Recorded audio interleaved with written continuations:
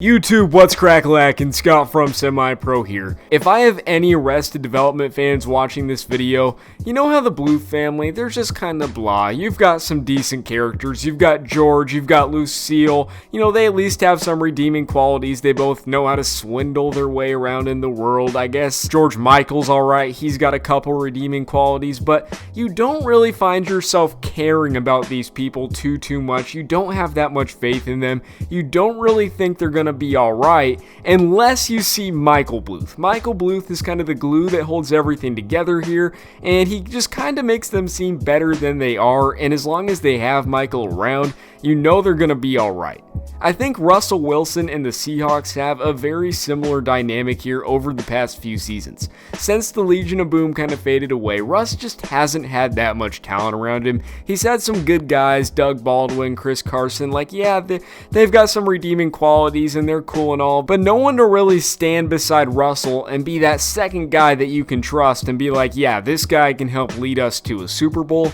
Well, the Seahawks just haven't had that for a while now, but they just got it. They got Jamal Adams from the Jets. I think this is a guy on the defensive side of the ball who is like Russ and can hold the defense together. He can be that glue and push them over the edge. Now, the Seahawks did pay a pretty penny for this. They gave up 2 first-round picks just to get Jamal Adams, so they are going all in on this guy. They're saying, let's win now. Let's go get the best safety in the NFL, and let's put him on our defense. Let's go make a run at the Super Bowl since we have Russell Wilson, and let's finally get this guy some help. Now, I already viewed the Seahawks as Super Bowl contenders before the Jamal Adams trade, but this Jamal Adams trade really just gets me even more hyped about this squad, especially on the defensive side of the ball. Now that Jamal Adams is going to be paired up with Keandre Diggs to make up for one of the best safety tandems in the NFL. Diggs came over from Detroit halfway through last season, ended up playing really well in Seattle. He's a guy that they're definitely going to want to keep around for a long time. Now you throw in Jamal Adams, this safety tandem is really unfuckwithable, and they're going to be very dynamic in 2020. Now, the Legion of Boom comparisons, they're inevitable. I mean, the Seahawks have had a great safety tandem very recently. That's faded away, obviously, but now Diggs and Adams, they're going to get those comparisons. I want to pump the brakes on those. Let's not go there quite yet. Yes, these are both very good safeties with great potential who have already produced a great amount in their careers, but let's see how they play together. Let's see how they play in Seattle before we go there. But yes, this safety tandem might be the best in the NFL right now, and they're going to be damn good. Now, this trade was part of an effort to shore up this defense. Their defense has a few question marks, and that starts with the defensive line. A lot of fans of the Seahawks, a lot of people in the area, they're really nervous about this D-line. They really underachieved last season. We don't know how good they're going to be this season, but they really underachieved last season, leaving a lot of people wanting more, wanting the Seahawks to make some additions. Well, they did. They spent 2 draft picks on pass rushers, picked up Bruce Irvin, plus they still have Reed, who had over 10 sacks last season. Now, there are a couple of X factors here, the main one being Jadeveon Clowney. He is currently a free agent. He certainly could end up re-signing with Seattle. I think that's a very likely destination for him at this point. He will have to swallow his pride, though, and probably take a lesser deal, but I certainly think Seattle is a likely destination. If he can come back, that really helps this group out a lot, but if not, they're going to have to rely on some of these younger guys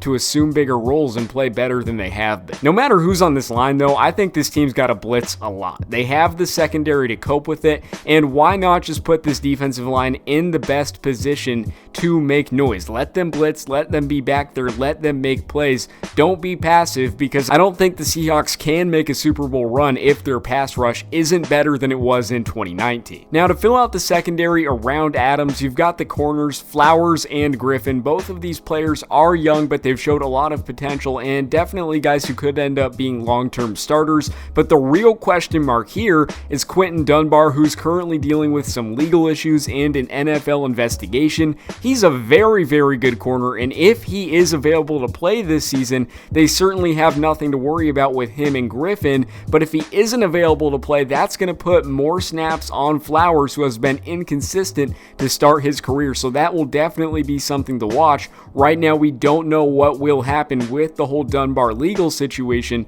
but the Seahawks definitely are hoping that he'll be available to play for them this season. And then at linebacker, they're loaded. They've got got Wright, they've got Wagner. Those are two rock solid guys at the position. They're getting up there though, and that's why they spent a couple of draft picks this year on the linebacking core, specifically in the first round. They went ahead and they got Brooks. Considering the depth they have here, considering the resources they've allocated into this group, I think they're going to lean heavily on them in their scheme in 2020. This linebacking core really could make some noise this season, and we could see some names pop off. This defense is going to be a very good unit, and they're going to have to compete with a team like San Francisco.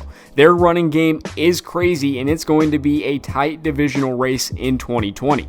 The Seahawks certainly have the offense as long as Russ is there. We know the weapons they've got. They've got Lockett, they've got Metcalf, two very underrated receivers. They've got Carson, they've got Penny. The offensive line could use some work, but as long as Russ is back there, he's going to stay upright, and he's still going to play quarterback at the highest level, regardless if he's being knocked around or not. Like I said in the beginning of the video, as long as the Seahawks have Russ, they're going to be around. They're at least going to be in contention, but you just aren't sure if he can take them all the way. I think now that the Seahawks have a Russ on that defense with Jamal Adams, this really bolsters their chances. This will help them in those playoff games where it seems like Russ is carrying the team on his back, or the Seahawks are just kind of playing gritty and grindy. Jamal Adams is going to help take this team over the top, and now I have to view them as one of the top 3 favorites in the NFL, right next to the Chiefs and the Ravens. Make sure to give this video a thumbs up if you enjoyed. If you want to see more content like this, click the subscribe button. We post sports videos